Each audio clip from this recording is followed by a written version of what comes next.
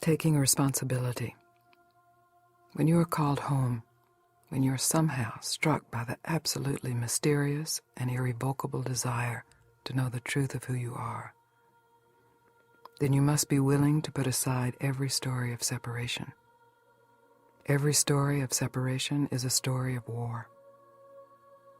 Human beings have been making war in every culture for a very long time. Culture is a reflection of the individual mind, and the individual mind is a reflection of the cultural mind. Since you are hearing this, I assume you are interested in peace in your own mind. You are not waiting for them to make peace. This is good news, because war is fought to get others to do it our way so that we can live in peace. When you stop waiting for them and instead shift your attention to your own mind, then you can recognize the tendency toward war in your own mind. The tendencies of totalitarianism, hate, revenge, and holding on. And you can recognize the suffering that these tendencies continue to deliver. Somehow, in the face of it all, you find you want peace. You are sick and tired of the war within your own mind. You may even express it in a conscious prayer, a plea for help, for understanding, for deliverance, for grace. Grace is here now. It is knocking at your door. You have a chance to be at peace in this moment. You only need to accept the invitation of your own heart right now, regardless of outer or inner circumstances, and let yourself sink into the peace of your innermost being. Unless all of us take the responsibility for our own inner peace, the wars will continue. We cannot wait any longer for someone else to change. We cannot wait for someone else to forgive us so that then we can forgive them. We cannot wait for someone else to say they are sorry. Peace cannot be postponed. Recognize that to whatever degree the war is going on in your own mind, it is based on one thing: the firm belief that you are a separate entity, separate from your parents, your children, your lover, or your enemy.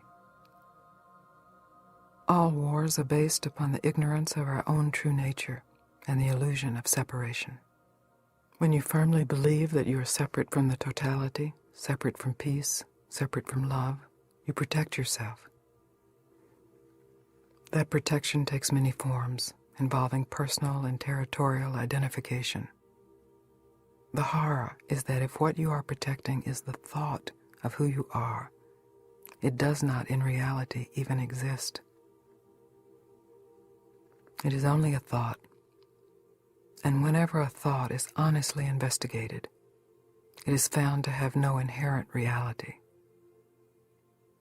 Yet this thought of who you are has immeasurable power because it becomes the filter of all experiences of reality. When you look through tinted glass, reality takes on that tint. It isn't that reality is tinted. The tinted glass mediates and distorts reality. People fight for the distortion that this I, as an individual or as a group, is separate from all other beings. And yet that I is actually nothing. It is a made-up story. Yet in the belief that the story is reality, there is colossal tragedy and suffering. When this I that is assumed to be real and separate is examined by consciousness, it is discovered to be none other than consciousness itself. As a conscious human being, you have the opportunity to discover that never, not even for an instant, is it possible to be separate from consciousness. Victim no longer. No matter what the world is reflecting, whether circumstances are beautiful or terrifying, if your internal story is one of victimhood, you will suffer. It is very simple. If you are quite certain that you aren't telling yourself a story of victimization, and yet you continue to suffer, then I suggest you are lying to yourself. You are telling yourself some thread of an ancient story of how you have been wronged. Whether it is a story of how God or your parents or circumstances have wronged you, or how you have wronged yourself, it is all a story of you being the victim. Even the most violent aggressors, when the superficial layer of aggression is cracked, have a story of having been wronged. Striking out in anger or revenge always involves a story of victimization.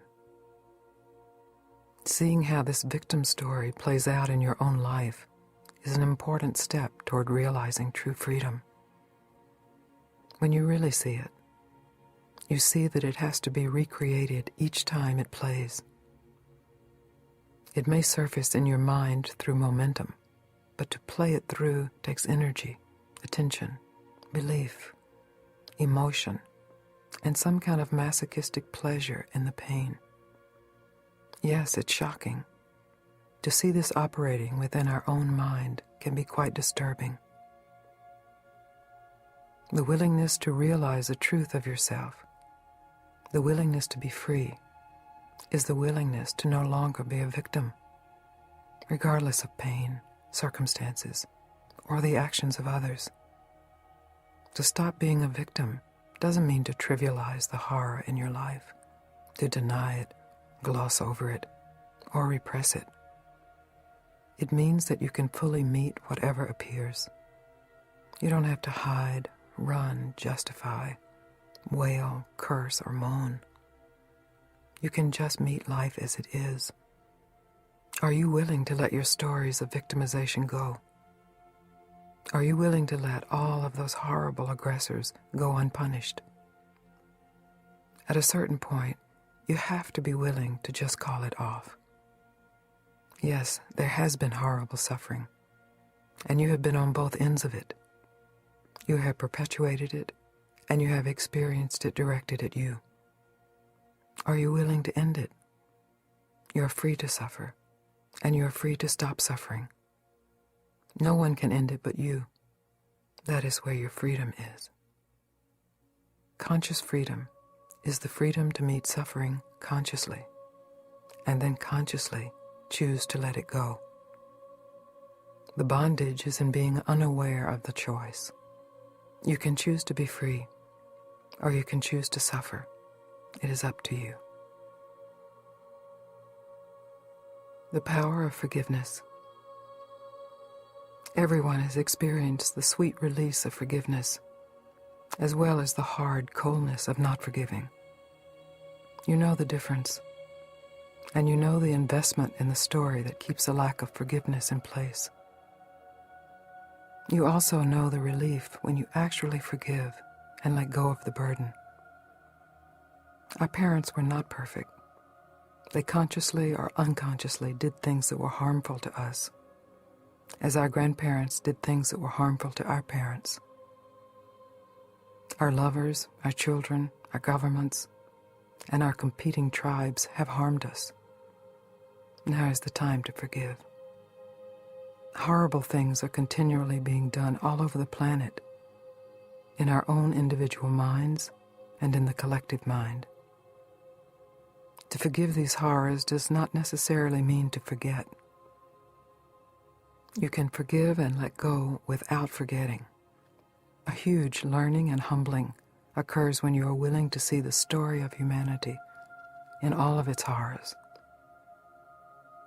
Yet you can also recognize how much effort is needed to hang on to the story. You can see that all of the effort and attention put into hanging on are actually a meditation on not forgiving. The stories continue to replay with an obsession over what should have been done or what might be done again.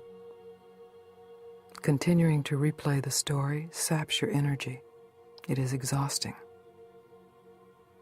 I honor the need to remember and to witness the horror that has been done and is still being done.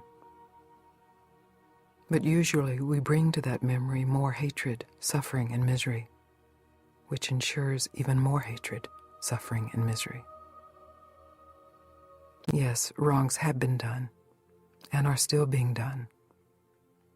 There's no need to forget or deny the wrongs that have been done both to you and by you, but you can let go of suffering over them. Forgive them, for they know not what they do, is the truth.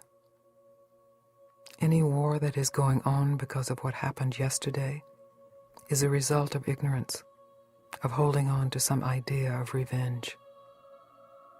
It is very tempting to hold on to these kinds of views because there is some pleasure in it, and that pleasure must be recognized.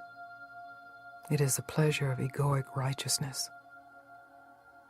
When you are unwilling to forgive, and you are holding on to a story of your suffering and who did it to you, you are cursing them, whether consciously or unconsciously. You must be willing to stop the karma with yourself. Be willing to say, no, this time it goes no further than me. This is the willingness to be at peace. The willingness to forgive is a natural outgrowth of the willingness to be free, and gives you the clarity to recognize the temptation to hold on. Finally, to be able to forgive this whole experience of humanity, with all of its functions, drives, aggressions, and desires, is to recognize what is untouched by any of that, what remains pure, innocent, and free even in the grossest of stories.